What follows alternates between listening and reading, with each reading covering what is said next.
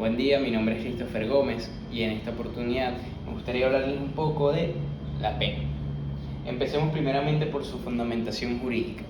Es que la pena se encuentra tanto en nuestra Constitución de la República Bolivariana de Venezuela como de igual forma en el Código Penal. Primeramente en el título 3 de la Constitución, que habla de los derechos humanos y sus garantías, y a su vez más específicamente en el capítulo 2, si no mal recuerdo, en su artículo 44, capítulo 3, perdón, de los derechos civiles. El artículo 44 nos habla de que la libertad personal es inviolable. En consecuencia nos presenta 5 numerales que hablan sin querer, que mencionan, mejor dicho, sin querer la pena, puesto que cada una de ellas implica un punto esencial a tomar en cuenta. Primeramente, ninguna persona puede ser arrestada a menos que haya una orden establecida, sentenciada por un juez para así hacerlo, al menos que la persona que esté en la presunta comisión del delito haya sido encontrada haciéndolo de manera infragante. De igual forma, se nota que la pena máxima será de 30 años de prisión. A su vez, que ninguna persona va a poder seguir estando en privativa de libertad cuando una de dos haya cumplido su pena por completo o cuando ya se haya dado una orden de sobreseimiento, en el caso de que haya estado en una cautelar o en el caso de que se haya encontrado pruebas que lo exculpen de aquello de lo cual se le condenó. De igual forma, en el Código Penal, la pena se mencionan los cómputos de penas, las penas accesorias, las secundarias, la división también de penas corpóreas y no corpóreas. Muchas veces se menciona la pena, prácticamente todo el Código Penal, puesto que el fin del Código Penal en sí es establecer aquellas conductas que son consideradas delitos y para poder enmarcarlas, poder tipificarlas con los hechos que sucedan fuera de la teoría, para poder así, primeramente, establecer que hay un delito, segundo, para de igual forma saber qué pena corresponde a ese delito. Pasemos ahora sí a la definición primeramente de la pena. La pena es la máxima restricción de derechos fundamentales que un Estado permite en un momento determinado. Este momento determinado, como ya he hecho mención, es cuando el individuo cae enmarcándolo en la teoría general del delito, en una conducta, en una acción, ya sea voluntaria o involuntaria, que sea antijurídica, que sea culpable, en la que se pueda encontrar de manera imputable.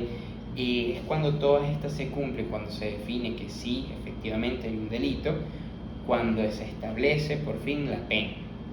La pena vendría a ser esa respuesta, esa manifestación del jus puniendi que mediante el contrato social, nosotros individuos que vivimos en él, en el Estado, le damos esa facultad al mismo de poder castigar a aquellas personas que incumplan con las normas que están establecidas en la misma sociedad. De igual forma, vamos a pasar ahora a la clasificación. Como bien dije, está establecida aquí en el Código Penal, en su artículo 8, en su artículo 9 y 10, de las penas no corpóreas y corporales. Primeramente, un poco de historia. A mí me gusta mucho la historia, y es que antes, cuando estábamos por allá por Roma, y entre muchas otras sociedades antiguas, se tomaban cosas como por ejemplo la ley del talión, es muy conocida, la de diente por diente y ojo por ojo y así, pero es que a partir de la revolución industrial, como a eso de mediados del siglo XIX en adelante, nos empezamos a dar cuenta que el hecho de penar no solamente a la persona, sino a su tiempo, a lo que pudiese hacer esta persona con su tiempo, podría tal vez resultar más valioso, inclusive valioso en el sentido de ejemplificante, en el sentido de que dé ejemplo de qué puede pasar, qué consecuencias acarrea el hecho de cometer un delito para este reo, en vez de condenarlo a muerte, en vez de mutilar partes de su cuerpo, en vez de etcétera, etcétera, etcétera, que se hacía en un pasado. Ahora no se mutilan partes de los cuerpos, pero si bien es cierto, podemos decir que se mutilan derechos, puesto que, por ejemplo, en la parte no corpórea, más que todo se afecta es al patrimonio. Hay penas establecidas aquí, como por ejemplo que te puedan destituir de tu trabajo, que te puedan declarar inhabilitado o como interdicto, no puedas ni siquiera postularte un cargo político, no puedas ejercerlo tampoco sin importar que hayas sido electo, ¿no? Etcétera, etcétera. O sea, verdaderamente las no corporales son igual de importantes que las corporales, aunque estas últimas afecten verdaderamente más a la psique y vuelvo y repito, sean más ejemplificantes que una mera multa, por ejemplo.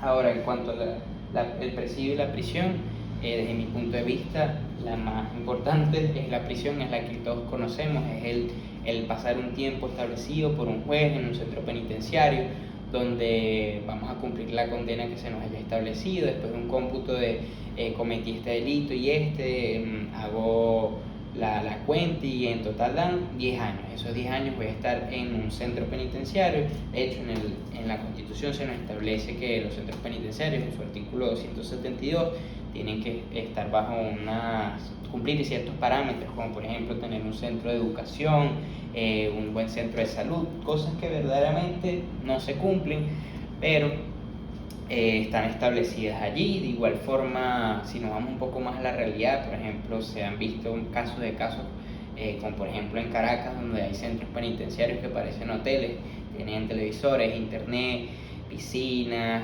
discotecas, inclusive, y una locura. Pero bueno, volviendo a la clasificación, el presidio se va más por el ámbito de la reinserción del individuo, es más un centro especializado, no es un centro penitenciario, donde la persona de igual forma tiene que hacer un tiempo, por decirlo ahí, tiene que pasar un tiempo en ese sitio, de igual manera establece un juez mediante una sentencia, entre otras.